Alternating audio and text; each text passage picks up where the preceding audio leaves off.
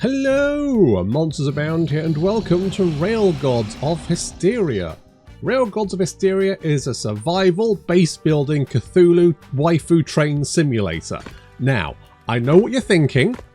What's with the thumbnail? What's wrong with you? Why you like this? First off, mostly a heady mixture of several powerful narcotics, and secondly, you're not the boss of me. Thirdly, because that's what this game is. Your giant tentacle train waifu wants nothing more than for you to be inside her while you cram as much meat as you can into her cavernous maw. Look, I didn't make this game, I'm just explaining what it is. Now, this is a multiplayer game, so if you do have friends, unlike me, you can play with them. Alternatively, you can just play with yourself, which is what I do most of the time, which explains why I don't have many friends. So I created my character. I've created Morpheus. Unlike the better-known Morpheus, he took both pills as suppositories, not generally advised. So he ended up here with a tentacle train waifu, which could be worse. I mean, that's the kind of matrix I absolutely do want to be hooked up to. So the game is about H.G. Lovecraft, who, while I enjoy his work, I wouldn't suggest he's the best choice for saving the world. He found a bunch of loonies to go and have a nap in some crypts while the apocalypse occurred. And while they were doing that, they had some tasty dreams about hot tentacle trains. It turns out they wished really hard, because the dream came true. Your character can run around with the AWSD keys and loot items on the ground. You can craft bits from your inventory via the blueprint system. You can only build things that you have a blueprint for, and you can get more blueprints from your waifu tentacle train.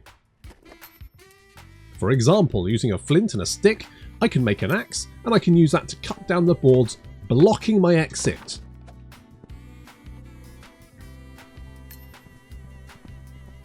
While doing that, I learn all about hunger and madness. And because I've learned about hunger, I've now found some tasty crypt celery to eat. Nummies!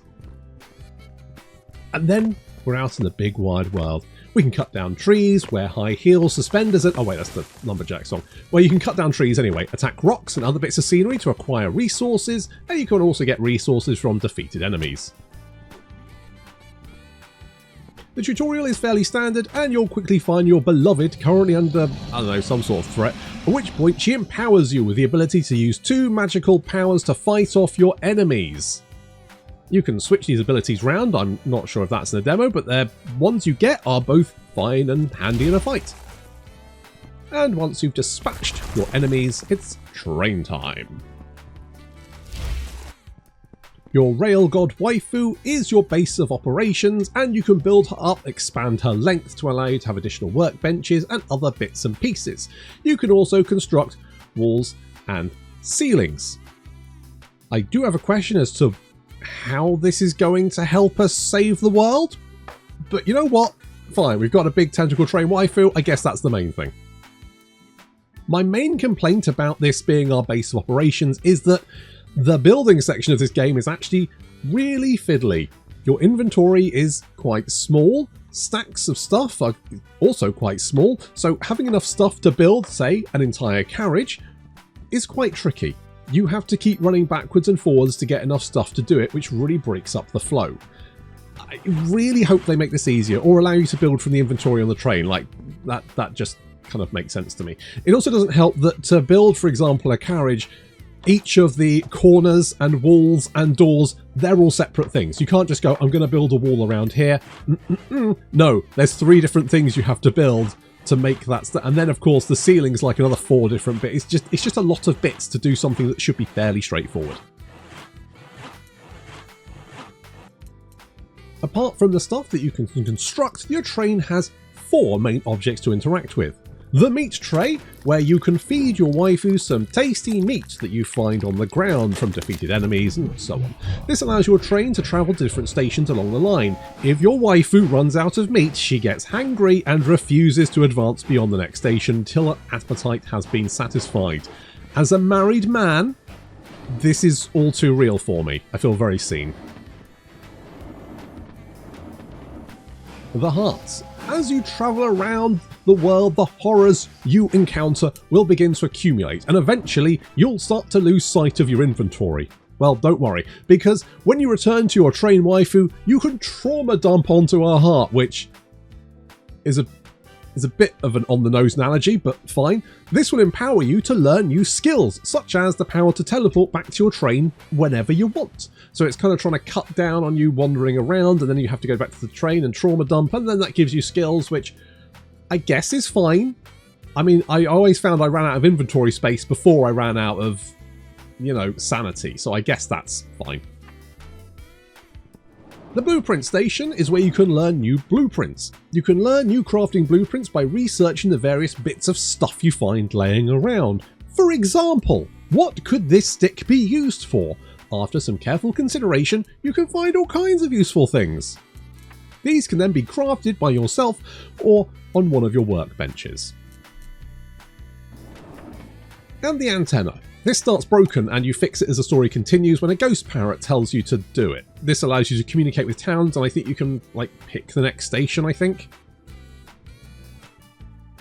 Various workstations can be constructed, which allows you to automate some crafting, handy when you want to construct like 1,000,000 wooden boards. So overall, this game is pretty good. Combat is fine, if a little unsatisfying. The enemies telegraph most of their attacks, so you know where you can dodge them, and eventually you'll learn their attack patterns, and you know, that makes combat easier. Weapons are varied. You have the spear, which has good range, but you can't move while attacking, whereas the fish-tooth mace is just significantly better, so use that instead. Different weapons work worse or better on different enemies. Grey damage numbers denote less effect, and yellow more, whereas white is the base. I never really found any enemy I couldn't just smash with my fish-tooth mace to death, to be honest. There were no special enemies that dropped interesting loot. The most I found was deep ones who dropped some sort of hide that might be useful later. You can also find rifles and bullets, which then you can use to shoot from range. But of course, in this example, we've got a bolt thing we can shoot as well. So, you know, you have options. The maps are fairly bland and brown. There are different stops, which in theory have different themes, such as a lighthouse, which has, well, a lighthouse, and a camp, which is, well, a camp, but realistically they're just kind of brown and run down. Oh, some maps do have a cave, which is grey instead of brown, which was nice, I guess. The map resets when you return to the train as well, so the only real reason to go anywhere on the train was because the story wanted you to. Otherwise you can just get all the stuff you need anywhere, so you can just hop back to the train, hop out and start gathering. You can find snatches of story here and there, but it felt light. I didn't get too far in, but I found 2 bits of info which were, of limited interest. It's a shame in a game based on a mythos with such rich lore. It just feels like a missed opportunity. Oh, you can also capture people and animals and put them in cages on the train for some reason. I have no idea why you would want to do this, and the game only gave me the option to kill them in the cage, which, I mean, just feels like killing people with an additional step. I'm sure there must be a reason, but it eluded me. The story is fine. A ghost parrot tells you to do stuff for some reason, and the only real cosmic horror I experienced in 2 hours was the man you're supposed to meet in the mine is apparently in every mine and has endless pockets of copper wire for some reason. Like, he just gives you copper wire whenever... It might be that the demo just doesn't have the ability to make copper wire and this is a stopgap, in which case, that's fine, but it just felt a bit weird. Overall, this game has promise. The concept is good, but the mechanics need some work. It says it's releasing in 2025, and if it's late 2025, then yeah, that's good. If it's in a few months, I have concerns it's going to struggle. It has all the ingredients for something fun, but much like British baking, it's bland and needs some spice to make the whole thing a little bit more engaging. But I did kind of want to go back into it, so I guess that is a good sign. Thanks for watching.